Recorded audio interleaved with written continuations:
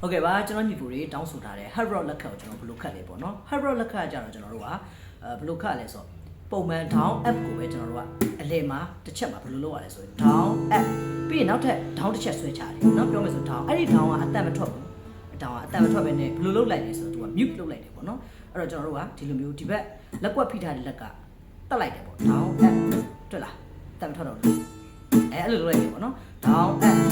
တချို့လူတွေကြတော့ဒီလက်နဲ့ပဲဒီလိုတက်လိုက်တွေ့လားမကြည့်တက်လားဒီလက်ကအတိတ်ထားပြီးတော့မှကျွန်တော်ဒီဘက်လက်ညာဘက်လက်နဲ့ပဲကစားလိုက်တယ်တက်လားဒီဘက်လက်နဲ့ပဲကျွန်တော်လုပ်တာလေအဲ့တော့ကျွန်တော်ဒီအောင်ဆွဲချလိုက်တဲ့အချိန်မှာဒါဆိုအလွတ်အဲ့လိုအတန်မထွက်ဖို့တော့ကျွန်တော်ဒီမှာဒီလက်ဖက်နှောက်လေးနဲ့ပေါ့နော်လက်ဖက်နှောက်နဲ့ကျွန်တော်ဒီညကိုတက်လားတန်ထွက်တော့အဲ့တော့တက်လားဒါပေမဲ့လက်ပါဆွဲချရတယ်နော်ဟိုလိုမျိုးတီးတဲ့ပုံစံတော့မဟုတ်ဘူးနောက်လက်နော်โอเคအမ up တန်းကျွန်တော်ပြန်ထွက်လာ down up အဲ့ဒါ mute ပေါ့နော် mute လုပ်လိုက်တဲ့အတန်မျိုးပေါ့နော် down up break ပဲပေါ့သူကဒါ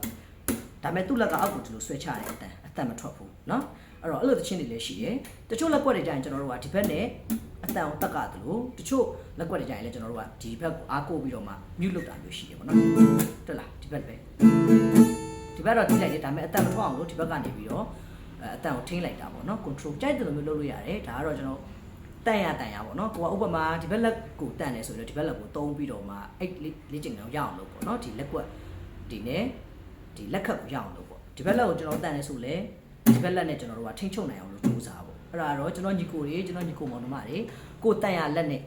ကိုဘက်ကိုကျွန်တော်တို့လေ့ကျင့်ကြည့်ပေါ့နော်လေ့လာကြည့်ပေါ့ကျွန်တော်တော့ဘယ်လိုလုပ်ပါတော့ကျွန်တော်မပြောဘာကြောင့်လဲဆိုတော့ကျွန်တော်တယောက်ရဲ့